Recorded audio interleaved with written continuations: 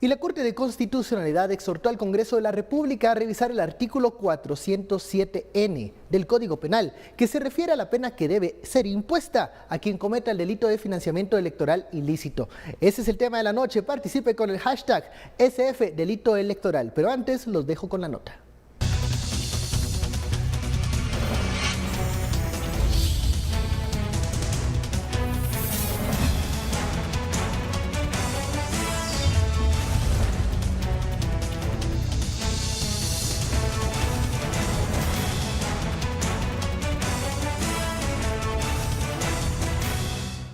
La inconstitucionalidad fue presentada por el abogado Alberto Morales Velasco. Buscaba eliminar el segundo párrafo del artículo 407, inciso N del Código Penal, que considera financiamiento electoral ilícito las contribuciones anómalas y las que no son registradas en los libros contables de las organizaciones políticas. Que la pena que está establecida en el primer párrafo es aplicable tanto para los delitos del primer párrafo como para los delitos del segundo párrafo.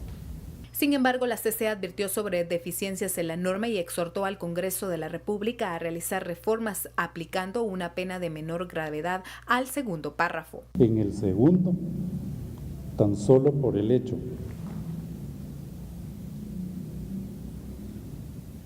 de recibir una contribución en forma anónima o que no se registren en el libro contable esas contribuciones, se les adjudicaría también la misma pena establecida en el primer párrafo. Cuando estas dos actividades, de acuerdo con el análisis que hizo la Corte, son de menor gravedad que las establecidas en el primero de los párrafos. El primer párrafo del artículo 407N del Código Penal establece una pena de 4 a 12 años de prisión inconmutable a las personas individuales o jurídicas que aporten, reciban o autoricen recursos provenientes del crimen organizado a las campañas electorales y a los candidatos. La exhortativa también va dirigida al organismo judicial.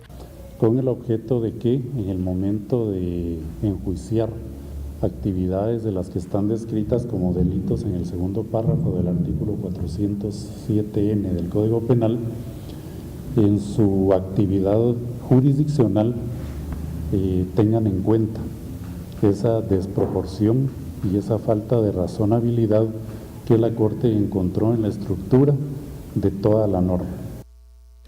Bienvenidos a Sin Filtro. Noche de lunes comenzamos la semana con esta noticia que emana de la Corte de Constitucionalidad.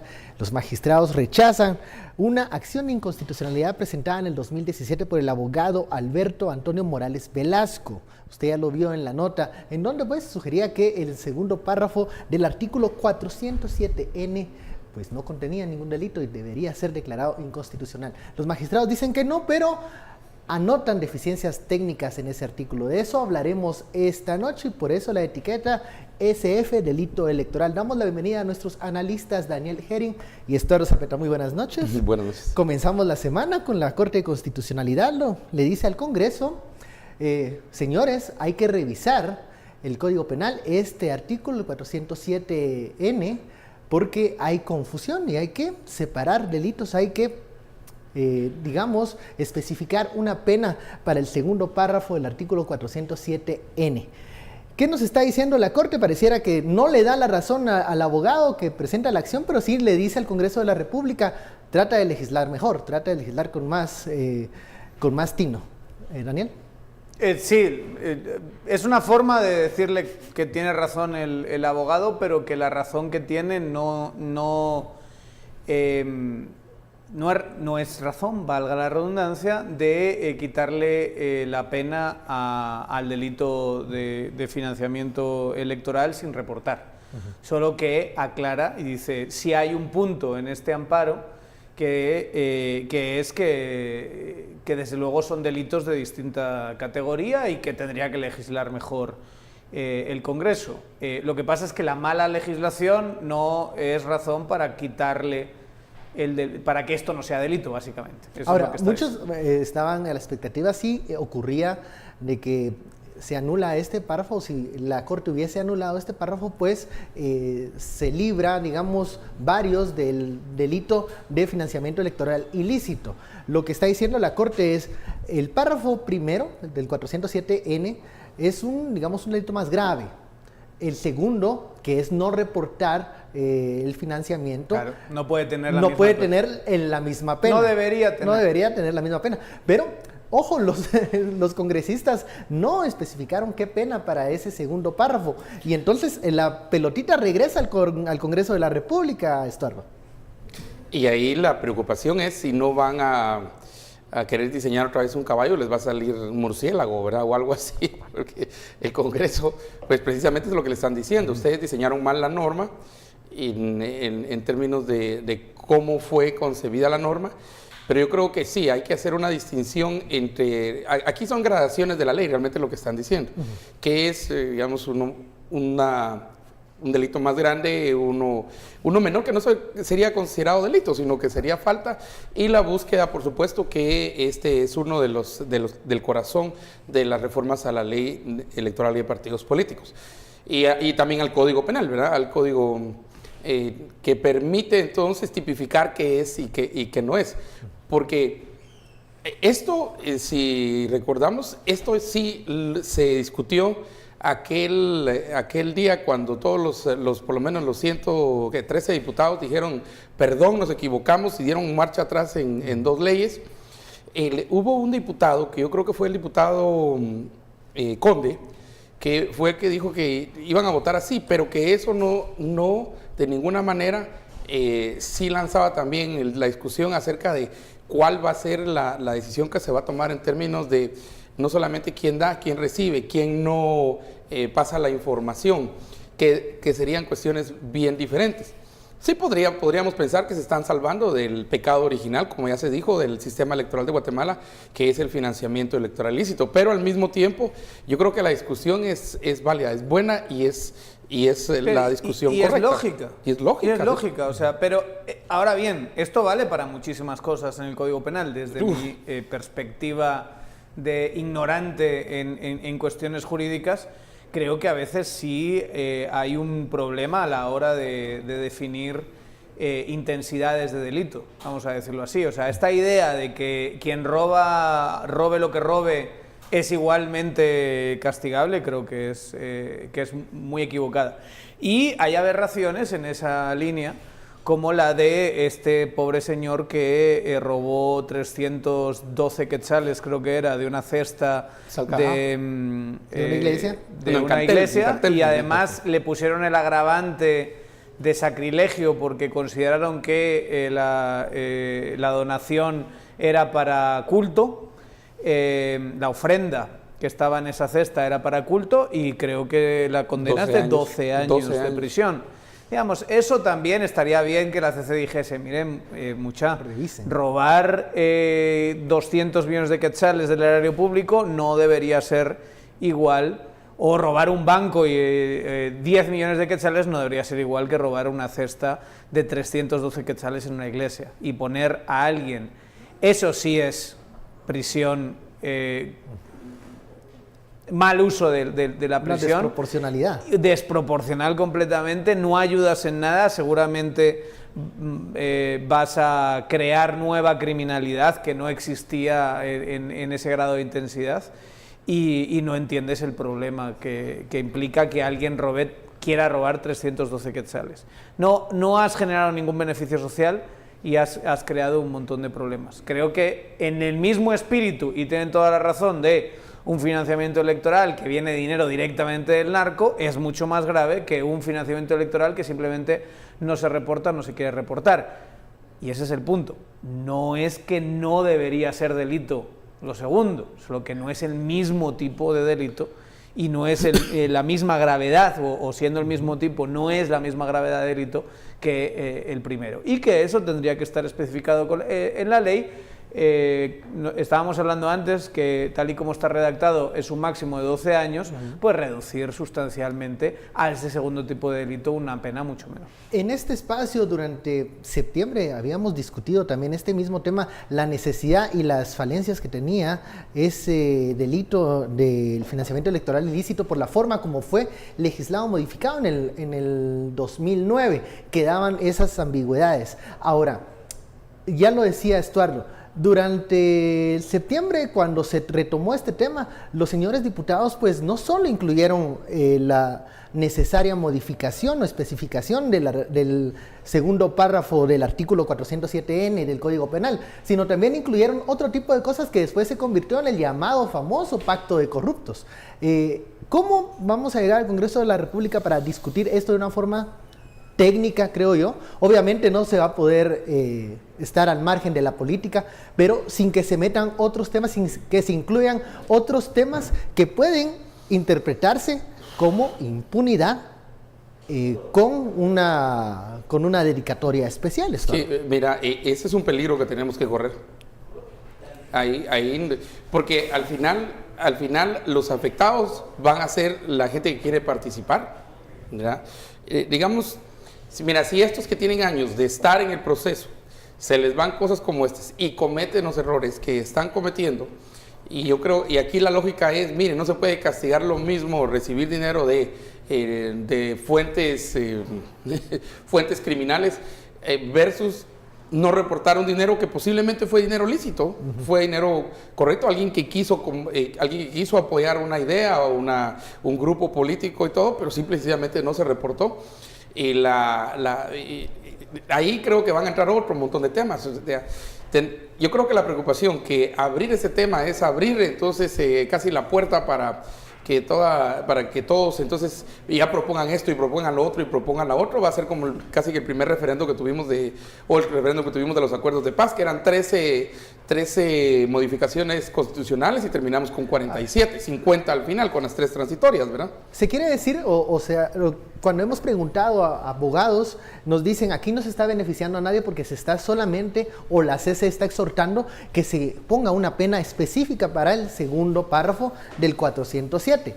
Lo que pasa es que luego surgen los temores, por ejemplo, qué va a pasar con las figuras como el secretario general, si va a tener mayor o menor responsabilidad, si van a haber otras adiciones. Bueno, pero eso no lo dice la CC. Eso no lo dice la CC, recomienda que se haga una modificación a ese segundo párrafo. Al castigo. Al castigo, a la pena. Sí, claro, es abrir la caja de Pandora y ahí pueden pasar muchísimas cosas. Pero también, como dice Estuardo, es que tenemos esa situación en prácticamente todas las legislaciones que se puedan presentar.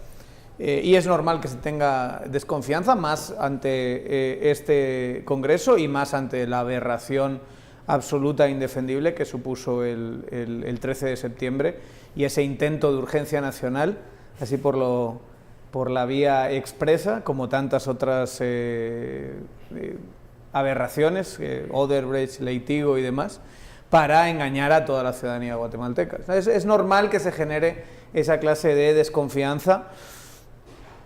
No sé si son los tiempos políticos, no sé si están los consensos en el Congreso, no sé cómo van a afectar nuevos casos que se van a ir planteando en las siguientes semanas. Hay bastante incertidumbre al respecto. Pero qué bien estaría que simplemente se agarre como punto de agenda, vamos a revisar esto que nos manda la CC, vamos a específicamente tocar ese segundo párrafo, vamos a poner un delito de, no sé, de 1 a 3 años y... Ahora, por cierto, esto no es una resolución que obliga al Congreso de la República. No, aquí solo se está invitando. Una sugerencia, porque los magistrados han observado una deficiencia técnica. Sería terrorífico. Entonces, también hay que ver la respuesta del Congreso de la República, como dice Daniel, qué tanta prioridad le van a dar a esta exhortación que le hace la CC, sobre todo, porque hemos visto la relación que tiene la CC con el Congreso de la República. De hecho, hoy sale ya empezamos a ver la normativa electoral y hoy precisamente sale una información acerca que los diputados que fueron, según la nueva normativa en la ley electoral, los diputados que fueron electos por un partido, si quieren ser reelectos en la siguiente elección, tienen que correr por el mismo partido. Y ya con las prohibiciones que tiene, por ejemplo, transfugismos de 1 a primer año, segundo año y tercer año, y que lo permite el cuarto año. Pero aunque se vayan a otro partido, la lógica es, aunque se vayan a otro partido, ahorita en el 2019, la normativa lo que dice es que si fueron electos por el partido triangular, tienen que participar para la reelección de diputados en el partido triangular, no se pueden ir al partido redondo o al partido cuadrado, aunque hagan transfugismo en el cuarto año. Eso está en la normativa. Entonces, yo creo que lo que está pasando es que... Qué terroríficas normativas también, de verdad. Sí, qué exactamente, forma de ese es el legislar punto. esas cosas Así específicamente. no lo leyeron, no se dieron cuenta, y entonces ahora van a tener que hacer algo. Entonces, cuando está tu preocupación y tu pregunta acerca de no será abrir aquí, quitar la talanquera y que va toda la caballada ahí para afuera, no será eso lo que tendremos en este sentido. Entonces agarren esto, agarren lo otro, porque estoy seguro que ya en estos momentos, con lo que salió publicado hoy, con lo que dijo la CC hoy, y entonces ya empezaron a ver con pinzas lo que ellos mismos aprobaron, y en muchas cosas vamos a encontrar que, curiosidad, se metieron varios tiros en el pie, no solo uno. Por ejemplo, que tienen que ser reelectos en el mismo partido porque fueron electos en la elección anterior, los obliga a mantenerse en el partido, y todo eso en nombre de combatir el transfugismo. Y mirar lo que está sugiriendo la CC, porque no está ordenando. Okay. Vamos al primer corte de la noche, la etiqueta SF delito electoral. Volvemos luego a la pausa.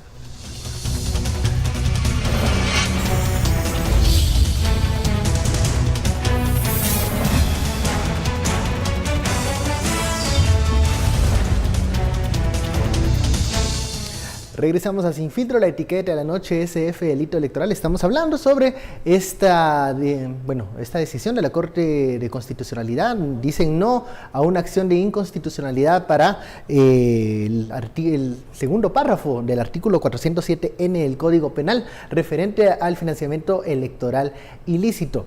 Hablábamos antes del corte de esta legislación que se complica en el camino, que puede dar resultados totalmente diferentes a los que se esperaban al momento que se legisló en el hemiciclo allá en la 9ª Avenida. Y sí, en el 2009 se legisló el financiamiento electoral ilícito, y queda esta ambigüedad que incluso si los diputados llegasen a hacerle caso, digamos, o seguir la invitación que le hace la CC de fijarse en este artículo 407, si le imponen una pena de 1 a 3 años al financiamiento electoral ilícito, es conmutable, o incluso esto pudiese pasar a juzgado de paz con otro tratamiento.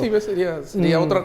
¿Qué pasaría entonces con los casos de CICIG? Porque CICIG ve casos de mayor impacto, ve casos en donde... Bueno, pero ¿qué pasaría? Que está muy bien que a esas personas que han cometido ¿se podrían ese separar ilícito, los casos? Ajá. Sí, pero que han cometido, que sí es un ilícito y que sí está mal no reportar porque es una maña feísima, pero darle su justa dimensión. Y esa justa dimensión, ojo, no hay que confundirla con impunidad. No, para nada. Porque no, por eso estamos puede diciendo y estamos la insistiendo que puede ser dinero totalmente lícito, dinero bueno, dinero que...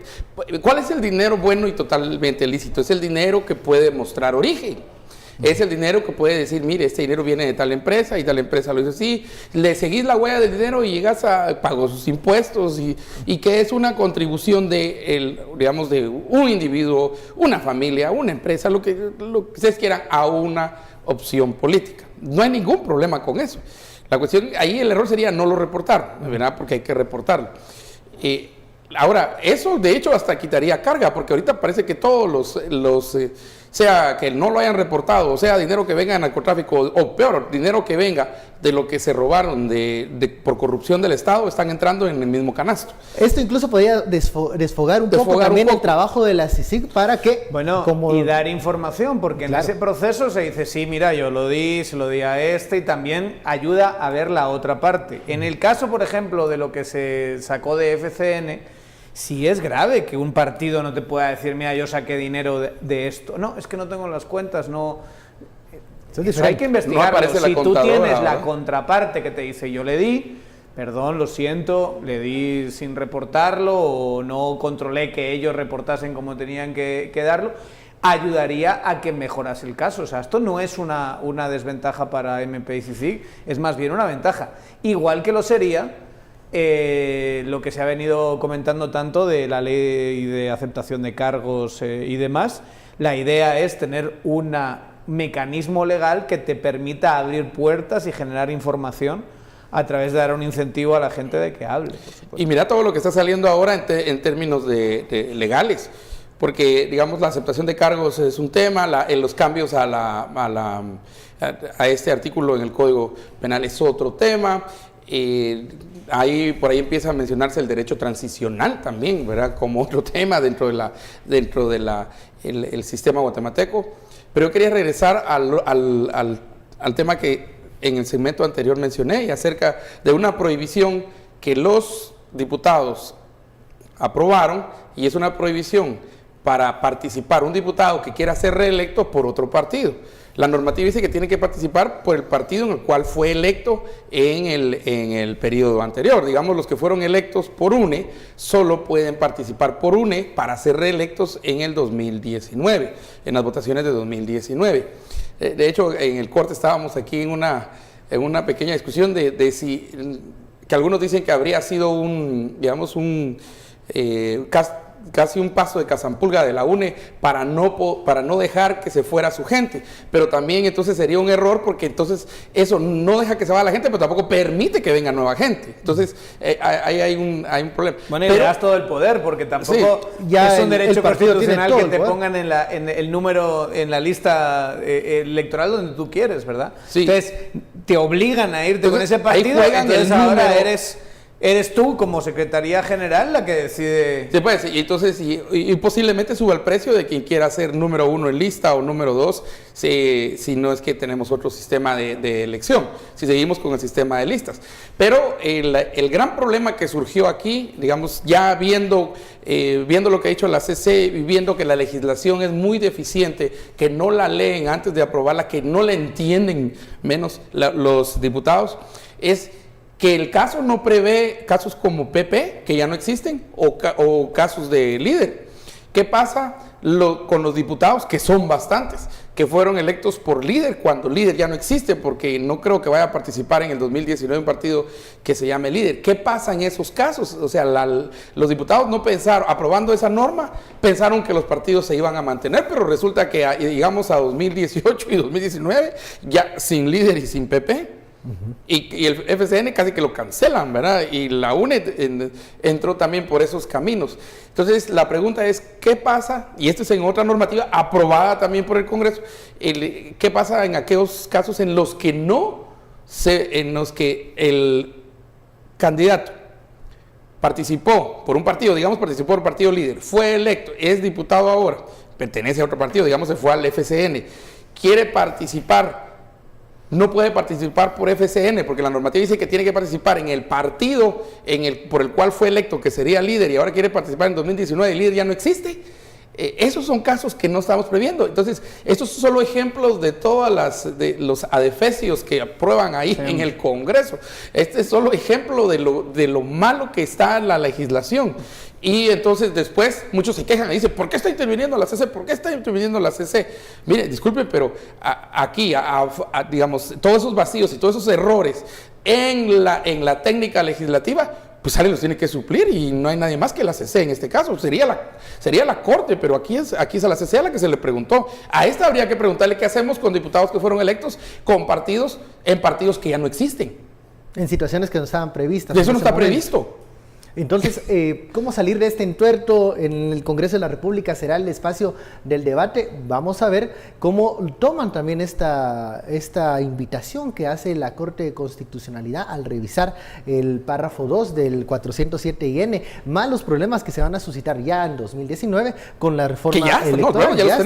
Ya se están viviendo, porque hay diputados que en este momento se van a dar cuenta de las consecuencias que tiene la legislación que reformaron en el 2016, si no estoy mal. A principios de la junta directiva que presidía en ese entonces un Mario Taracena que contrarreloj buscó reformar la ley orgánica y otros temas, y ahora hay problemas.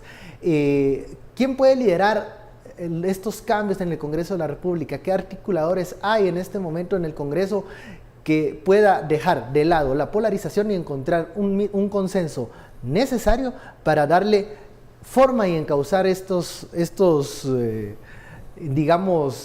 problemas que se han dado en el camino? Pongamos el primer ejemplo, el del Código Penal con el financiamiento electoral ilícito, algo que sabemos que provoca roncha, porque hay muchos casos que tocan ese tema que está abordando en estos momentos el MPICC. ¿Qué articuladores vemos en el camino, Daniel, para poder consensuar una modificación en este artículo 407? reforma del financiamiento electoral ilícito? Nadie. Nadie, no va a haber nadie. Es difícil, o sea, yo creo que es muy difícil que se pueda hacer con confianza. ¿Ante quiénes tienen Pues que...? ante lo que pasó el 13 de septiembre, Nadie ante lo que cree pasó el que 15 se de va... septiembre, hasta lo que pasó el 20 de septiembre y lo que ha pasado en la formación de junta directiva. Yo creo que estamos hablando de un congreso, desde mi perspectiva, con un problema de legitimidad. Para hacer cambios como este. Igual va a pasar pero con es la que ley de aceptación este cambio es necesario, este cambio se tiene que dar, porque como está el artículo, incluso muchos casos de CICIG pueden dar al traste si no encuentran una forma de cómo con proporcionalidad aplicar lo que dice el primer párrafo y luego el segundo. No creo que esta no creo modificación que también sea le conviene por a CICIG. los casos de CICIG. O sea, yo creo que beneficiaría mucho que pudiese separar intensidades, pero a quien perjudica es a personas que tienen ese problema, que cometieron esa acción. Ojalá se pueda hacer, pero es muy difícil. Por eso necesitamos políticos y política y partidos mucho más legítimos que los que tenemos. No esta banda que intenta cambiar como intentó cambiar el 13 de septiembre y que uno espera que la gente no se olvide nunca de lo que intentaron hacer. Es normal que no quieras ponerle la posibilidad de modificar esto. Claro, ahora hay una ley electoral que digamos, yo sé que no se va a hacer a través de la ley electoral, pero cuando la CC devuelva la ley electoral con su dictamen, se va a tener que discutir. A lo mejor es un buen momento para ponerlo en agenda, también modificar el Código Penal en ese segundo párrafo, no lo sé. A lo mejor como que los tiempos coinciden y se puede solucionar 2 por 1, ¿no? Pero ya digo, es muy difícil. Claro, si los diputados del Frente agarrasen esto y dijesen, bueno, vamos a hacerlo, y vamos a hacerlo bien, y vamos a ser nosotros los que llevemos la voz cantante, a lo mejor podría tener cierta habilidad, pero ya hemos visto que ellos no tienen peso dentro del Congreso. Que incluso cuando se vuelve otra vez a tener que repetir la Junta Directiva, son incapaces de mover las fuerzas políticas en una dirección, cuando se lo habían puesto, no digo fácil, pero desde luego les habían abierto una ventana de posibilidad. Bueno, vamos a la pausa, al regresar hablamos sobre ese tema de confianza, porque creo que el 13 de septiembre sigue muy presente en las mentes de quienes observamos esas modificaciones al Código Penal, y bueno, ¿quién puede liderar los cambios, los consensos en este momento con el mínimo de confianza de que las modificaciones que se van a aprobar no van a ir para beneficiar a ciertos personajes que en estos momentos están siendo señalados? Volvemos luego del corte.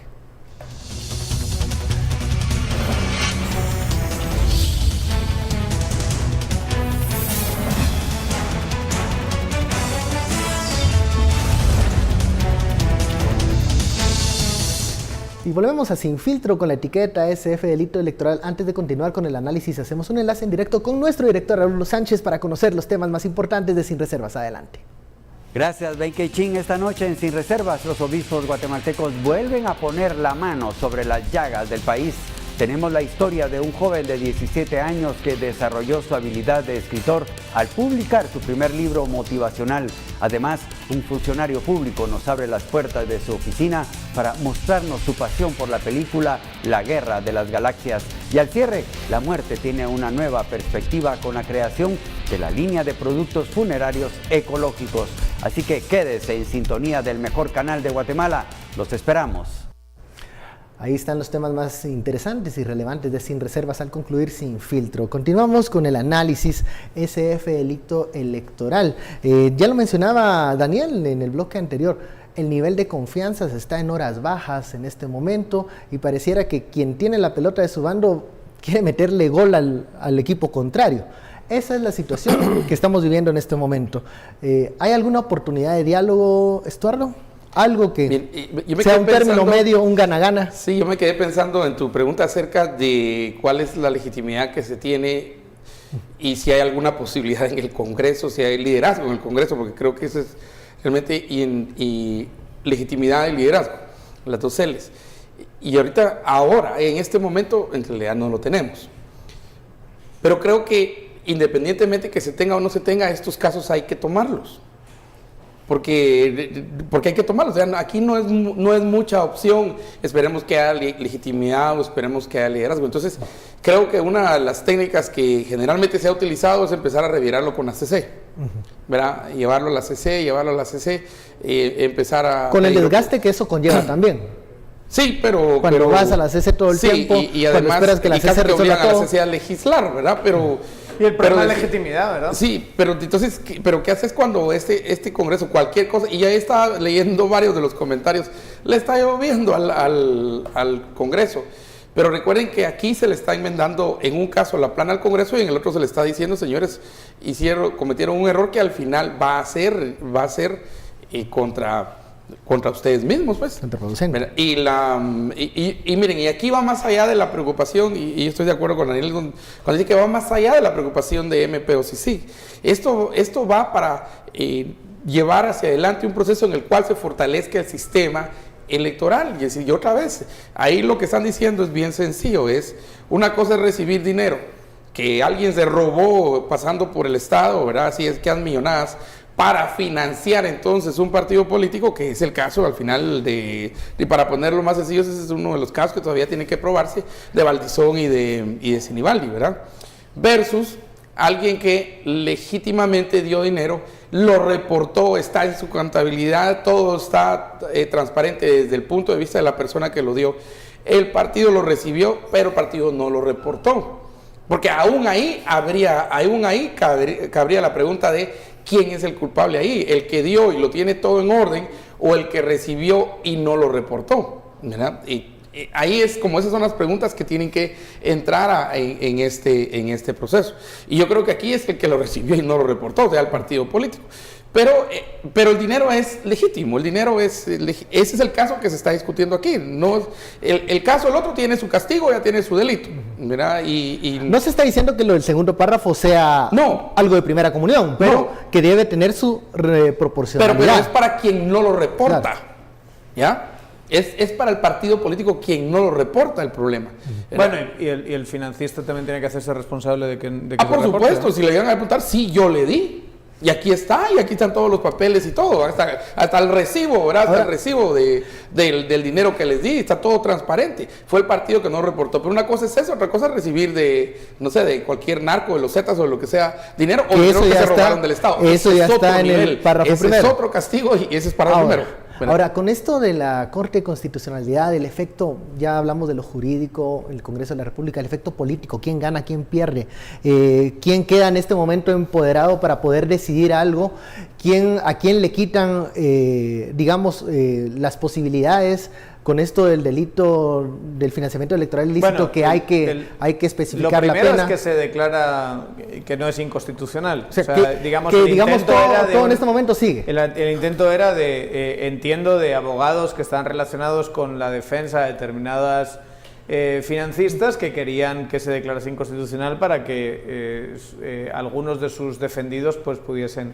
Eso no libres. pasó. Eso no pasó y en esta jugada en general ellos son, si quieres verlo así, los perdedores de esa intentona, pero claro. Pero curioso que no dan con lugar la acción, pero sí señalan deficiencias la Corte de Constitucionalidad. Correcto. Entonces, eso permite o da un espacio para proponer en estos momentos quienes pueden tener la oportunidad de proponer algo y a quienes pudiese beneficiar. Mira, aquí todos tienen todos los que tengan alguna posibilidad de propuesta de ley, que son instituciones, pero dentro del Congreso también cada diputado tiene la posibilidad de proponer. Y entonces aquí viene la advertencia. Y miren, yo sé que le está lloviendo a los diputados en los mensajes y todo eso, pero entiendan a los televidentes que estas decisiones y estas leyes que los diputados aprobaron, sin verlo y sin nada, la aprobaron contra ellos mismos. ¿verdad? Y eso de limitarse a que solo puede ser reelecto por el mismo partido que lo eligió en las elecciones anteriores y que en el 2019 tiene que participar por el mismo partido político, en realidad es una limitante que está jugando contra 80 diputados, 80 diputados que buscarían reelección el próximo año, pero están siendo obligados a participar con el mismo partido político y posiblemente no quieran. De hecho, ni el año de transfugismo, que es el 2019, aunque se vayan a otro partido, ni aún eso los libra de estar obligados a participar con el partido anterior con el que fueron electos. Imagínense, ellos mismos se pusieron la soga al cuello. Y muchos, entiendo y creo, al final van a decir, no, mejor no participo antes de participar con el partido que eligió. Eso es para los partidos que existen. ¿Qué de los partidos que ya no existen? Y ponía el ejemplo de PP y Líder. Ahí va a estar. Y entonces, vamos a ver, el partido más organizado en el Congreso de la República en estos momentos es la UNE. Ellos son, ¿verdad? Deslegitimados, sí, pero está organizado. Y además en política, ¿quiénes ganan en política? Los organizados. Los desorganizados, por muchos que sean, no ganan. Entonces, es los organizados los que ganan y sean los más malos y generalmente tienden a ser los que se organizan, ¿verdad? Pero ellos están organizados, entonces puede empezar por este proceso. Segundo, sí, con sus peligros y sus riesgos y el poder que podría tener sería la CC, ¿verdad? Habría que también preguntarle a la Suprema, si es que todavía le queda algo de Suprema a la Suprema, ¿verdad? No sé si todavía tiene algo de Suprema, pero digamos que sí tiene. Por lo menos aunque sea una opinión, algo, hay que pedirle a esto. Y luego también que digamos, otros elementos y que escuchen también a qué pasaría si vienen, por ejemplo, organizaciones, ONGs, digamos, gente que está siempre viendo los movimientos que se han dedicado, por ejemplo, contra la corrupción y todo eso, a decir cuáles serían las salidas de esto. Porque les guste o no, los diputados van a tener que buscar una salida y esa salida es solamente buscada por los diputados. Las fuentes que ellos tengan, ¿verdad? Pueden ser variadas, pueden ser muchas, ya la decisión la tomarán ellos. Pero estén claros, diputados, que aquí corren el peligro de meterse después ya no un tiro en el pie, sino un bazucazo en el pie. Si no leen, si no analizan, si no preguntan, si no consultan. Mira, hemos descubierto, bueno, algo que no es tan sorprendente, pero las declaraciones de los brasileños de Odebrecht te están señalando en una elección y es que estaban impresionadísimos de que básicamente el mismo contrato que ellos dan un día, al día siguiente ya lo tenían. Estuviera aprobado así, sin que se le cambiase nada. No les pides a estos que lean demasiado, no es lo suyo. O sea, la forma, y esto es algo trágico, que ni siquiera en una ley como esta se dedicaron a ver las consecuencias que tenía para ellos y el gol que les metieron. Y eso creo que te dice mucho sobre el nivel que tienen los diputados, ¿no? Personas que por regla general no entienden, no leen y que más bien se juegan unas dinámicas internas de poder, unos viendo cómo votan los otros, unos disciplinados a través de mecanismos a veces legítimos, a veces no tan legítimos. Y aberraciones como las que hemos estado hablando hoy, desde una ley Tigo, aberración, Odebrecht, aberración, como seguramente sí que hubiese pisto de por medio, pero el 13 de septiembre, aberración. Ahora, yo veo que el Congreso de la República, la Alianza Legislativa, puede aprovechar este momento si quiere para poder poner ellos los puntos sobre las IES ¿Tiene la fuerza? En el financiamiento electoral ilícito. Tiene la fuerza. En estos momentos ellos pueden minimizar. Es un buen. ¿Sabes cómo lo vería yo a ese grupo? Yo lo veo un grupo que tiene que hacer cosas para ganar capital político para 2019. Pero sinceramente, y ojalá uno se equivoque, que puedan mover agendas políticas ahora.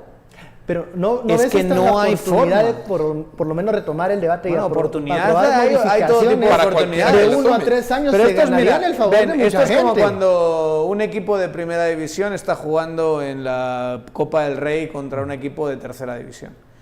Y dices, bueno, cada vez que tiene el balón el equipo de tercera división es una oportunidad, pero nadie se cree de verdad esas oportunidades. Si le pones a ver, no hay masa crítica. Si le pones, no las hay. No, pero si le pones una sentencia o especificas una sentencia para el segundo párrafo de 1 a 3 años por el financiamiento electoral ilícito, Ya CICIG está sugiriendo. Sí, pero así lo propusieron el 13 de septiembre, que eso se volvió hacia atrás y pidieron perdón, ese es otro tema, pero ellos ya trataron de hacerlo. ¿Qué pasa si se vuelve a aplicar esto? Bueno, ok, entonces el financiamiento electoral ilícito ya no sería un delito de alto impacto. Pasaría entonces a conocerse por otras instancias. No le estás quitando a CICIG, le estás quitando esos temas. No está perdiendo CICIG. ¿Cuál CICIG. financiamiento electoral estás hablando? El del segundo párrafo, el que estamos hablando, el en que donde no se registró. No se registra, no se reporta. ¿Qué pasa si los diputados entonces ahora sí especifican la pena, que puede ser de 1 a 3 años, porque ya vimos el antecedente de septiembre? Pues se pudiese conocer en un juzgado de paz. Aquí podríamos caer en la tema de alto pregunta impacto. Si todo el dinero que reciben los partidos políticos es ilícito, porque digamos ahí de tu premisa de entrada es todo el dinero que reciben los partidos políticos pero es ilícito. Pero hay orígenes diferentes. El primer párrafo especifica un origen, digamos, oscuro, un origen de lavado de dinero. Ahí sí estamos claros. Okay, en el segundo párrafo, que es, digamos, puede ser dinero lícito, pero que no se registró, ahí que le pongan una pena menor, le puede quitar a la CICIG la oportunidad de llevar estos casos a alto impacto y lo pueden conocer en otras instancias. ¿Pero por qué? Porque en este momento el financiamiento electoral ilícito, como está, es un delito de alto impacto. Pero digamos, la CICIG lo que hace es investigar redes. Claro. Y dentro de esas redes puede haber todo, o sea, puedes dedicarte si quieren a mantener a estos mismos señalados en el caso, les metes a asociación ilícita. Vas a investigar al partido.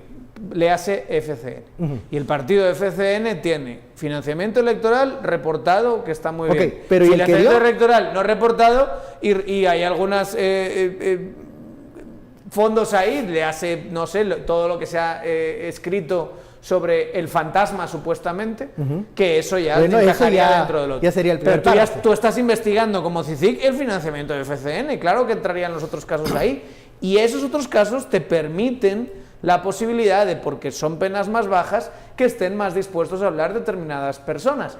Y el hecho de que hablen, y así es como se construyen casos penales, entiendo, el hecho de que hable la gente te da posibilidad de ir ahondando en la investigación. Si todo aquel que estás investigando no habla a nadie, y de ahí viene el sentido de los colaboradores eficaces y el sentido de los testigos y demás, si no habla nadie, los casos te complican un montón, aquí y en la China. No es algo propio de Guatemala, es en todas partes. Necesitas que alguien que ha participado en los hechos delictivos te señale en la dirección de mira esta prueba, mira esta prueba, mira esta prueba, ¿no? Y que aporte también como pruebas no definitivas, pero sí que se pueden ir agregando sus propios testimonios. O sea, te hacen falta los monzones de este mundo para poder controlar. Los monzones se mueven en estos casos. No, te hace falta. Y es lo que siempre dices tú, Ardo. Cuando tú te lees la declaración de Monzón, te lees un tratado de ciencia política guatemalteca, en realidad. O sea, no solo es un documento jurídico, es un documento para entender el sistema y cómo funcionaba todo lo que esta gente hacía. Que inicia precisamente cómo llegaban a dejarle el dinero al PP. Y uno de los casos tal vez más anecdóticos, pero que están en la cárcel también, que de anecdótico no tiene nada porque los acusados están en la cárcel, es aquellos dos que llegaron con una maleta y $1 millón y estuvieron todo el día esperando que llegara Roxana Valdetti. Eso es lo que cuenta Juan Carlos, pues, ¿verdad? Y entonces ella lo llama a él y le dice, vos entretenerlos, y dice que los mantuvo entretenidos un día completo. Al final no llegó ella y los otros agarraron el dinero y se fueron, no se lo dejaron a Monzón. Pero digamos, ese es el primer párrafo, pues. El segundo, porque entiendo que tu preocupación podría ser, entonces se va a ir impune la gente del segundo párrafo. No. Van a tener su castigo, pero su castigo va a ser a su nivel y a su... No, yo lo que estoy diciendo es, CICIG ya no tendría entonces nada que ver en esos casos porque tendrían que conocerse en otras instancias y como las penas son menores... Otra vez repito, la investigación no es, al principio no es, digamos, la investigación es amplia al principio y conforme método indiciario, cualquier método que utilice el investigador se va cerrando bajo ciertas hipótesis y bajo ciertos caminos. Y a esos caminos te ayuda tanto el que con toda legitimidad y dinero que ha ganado honradamente y que pagó sus impuestos y que sí lo reportó y todo, y el partido no lo reportó, te lo va a decir, ese es el más interesado en decírtelo. Ese es el más interesado en decir, mire, ¿va a ganar o va a perder CICIG de la decisión que tome el Congreso si deciden tocar el artículo 407N? Yo lo veo desde el punto de vista que el seguimiento va a ser entonces a aquellos, dependiendo, por eso te digo, el camino de investigación que siga, las hipótesis que haga, los indicios que se presenten, y estos que dieron dinero que es de buen origen, ¿ya?, pueden hasta ayudar muchísimo al otro para seguir aquellos que sí son de mal origen, porque ahorita todos están en el mismo canasto. Sí, ahorita están todos. Están todos. Y eso es, digamos, ahorita está el ladrón de 200 millones, junto posiblemente con el que se robó lo que contabas, lo de Cantel, ¿verdad? El que se robó la ofrenda de 300 y pico quetzales. O el señor de los bananos aquí en el oriente. O otro señor de los panes. Pollos, también y el los de panes. los pollos, es decir, que también tuvieron 10, 8, 10, 12 años. Ahorita están todos juntos.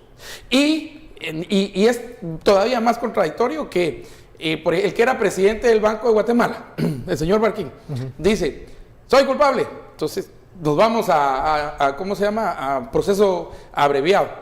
Paga una cantidad y ya. O Meyer, ¿te acuerdas de los 82 millones? ¿Cuánto terminó pagando al final? ¿Ya? Entonces, ahí es donde mirás que hay una disparidad, y ahí sí el sistema de sería un sistema de injusticia. Porque no es a cada quien según lo suyo, sino aquí es como el castigo es igual, entonces están los que dieron, entonces todos los que dieron, la premisa es, y es equivocada, todos los que dieron dinero a un partido político, ese dinero es de origen malo, falso. No todo es falso. Y por eso creo que la CC correctamente dice, miren, separen a unos de otros, por lo menos que la normativa separe el castigo de unos y separe el castigo de otros. Y además diga quién va a castigar, al que dio el dinero. ¿Tiene la culpa el que dio el dinero de que el otro no lo reportara? ¿Quién es más responsable? Sí, ese es un debate. Bueno, vamos a la pausa. Al regresar continuamos con estos temas interesantes. SF, delito electoral.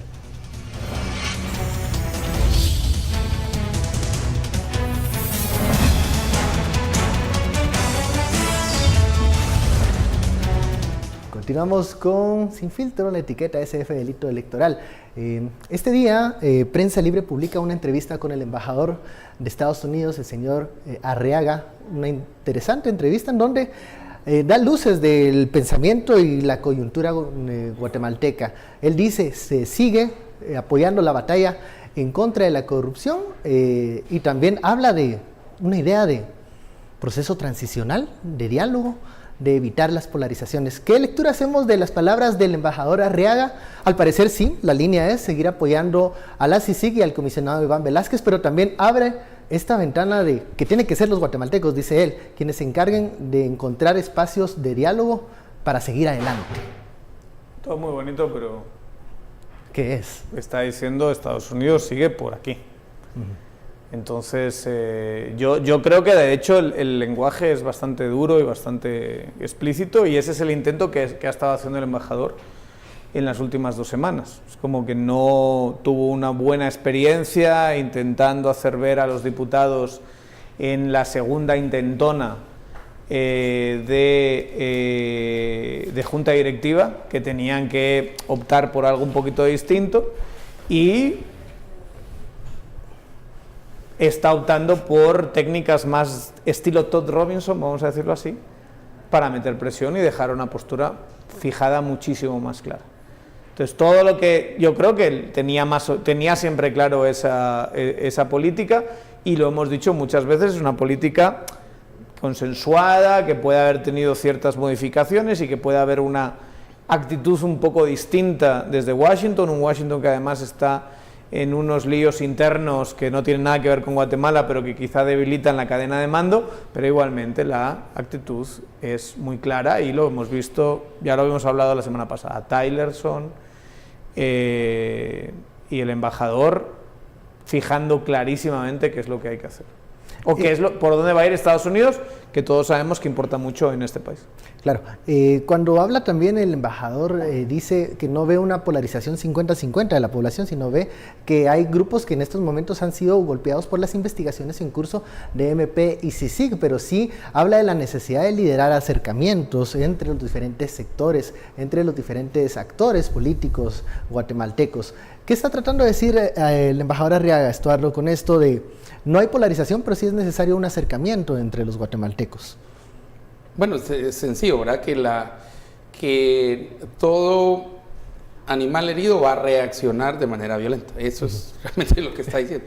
Todo animal que se sienta arrinconado, ya herido, atrapado casi, va a reaccionar de una manera, y que posiblemente esa manera como reaccione, que tenemos que reflexionar acerca de qué también nos puede hacer, o que no vaya a hacer que se fortalezca, nos regrese o que no se creen nuevos espacios y otro animal lo vuelva a cooptar. Así es, ¿verdad? Pero yo creo que el objetivo central aquí es otra vez lanzar el GPS. De hecho, ahí está. De hecho, cuando miras la entrevista, tiene una sección de GPS, pues, o sea, porque ese ha sido el discurso desde el primer día, y ese va a ser hasta la hora de nuestra muerte, de nuestra salida. Amén, va a decir el embajador, porque ese va a ser el discurso, porque eso no va a variar. O sea, así, ese fue el discurso de Tillerson en Latinoamérica, y ese va a ser el discurso aquí del embajador aquí, y sobre todo Triángulo Norte, ¿verdad? Los 3 objetivos estratégicos son Good Governance, Prosperity and Security, buena gobernanza, prosperidad y seguridad. Y empecemos por buena gobernanza. ¿Y cuál es el primer acto de la buena gobernanza? La lucha contra la corrupción. ¿Qué significa la lucha contra la corrupción? Seguir apoyando a las SIG. Entonces, ahí está la correlación. Te deja claro una cosa que ya... bueno, ya hemos discutido ampliamente, pero que yo no le había escuchado a él concretamente, al actual embajador, formularlo de esta manera, pero claro, uno piensa, ¿y todo esto para qué? O sea, ¿todo esto para qué se Toda hace? esta terapia de Porque shock, al final ¿para qué? es un poquito como esa frustración que te genera la política de drogas, que también promueve Estados Unidos. Detienen un narco para que otro narco ocupe su lugar, incautan droga para que pase muchísima más a Estados Unidos, el narco que se llevan a Estados Unidos delata a toda su red y hace un acuerdo para estar fuera 10 años. Otto Herrera, por ejemplo, que fue un gran narco en el sentido en que coordinaba muchísimas de las mercancías en Guatemala, acabó, yo creo que ya está en testigo protegido en algún lugar de no sé, de Wisconsin, y lo hace para delatar a otros que van a correr su misma suerte. Y uno dice, bueno, esto no es un esfuerzo inútil, no vamos a tener, por ejemplo, la misma clase política con las mismas mañas que van a estar... Con otros nombres y las mismas y prácticas. va a seguir una especie de frustración política que es, la verdad, muy desgastante, que nos desgasta a todos.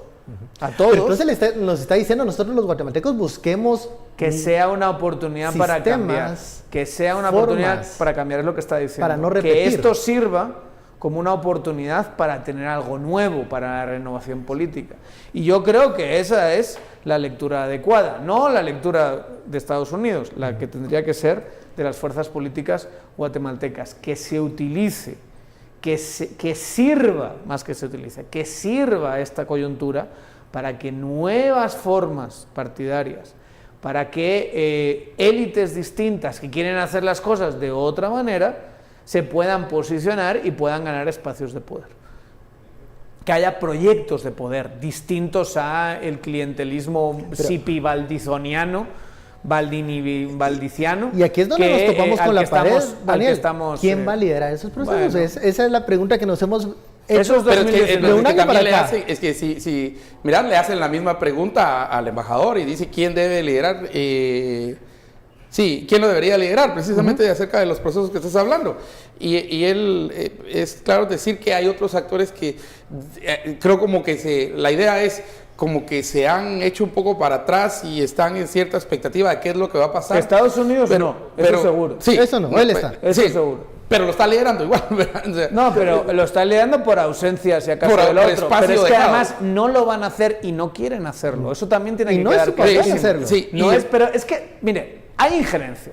Sí, hay muchas cosas que hacen que no es su papel hacerlo, pero hay injerencia, como hay en todos los países del mundo, mucho más países pero en eso poderosos, no lo quieren hacer. Pero en eso no lo van a hacer. Las propuestas políticas van a tener que surgir y los liderazgos de forma orgánica, y ahí yo diría que pueden salir de dos maneras, o una tercera que sería una mezcla de las dos anteriores, una con gente que tiene experiencia en política, pero que de alguna manera sabe reinventarse que sabe de alguna manera redimirse, que cuenta la historia de cómo haciendo política en este sistema quiere hacer nueva política de alguna manera, quiere hacer las cosas de otra manera. Y está obviamente que es más complicado, es más costoso, que esos son nuevos liderazgos que tienen su propio capital político.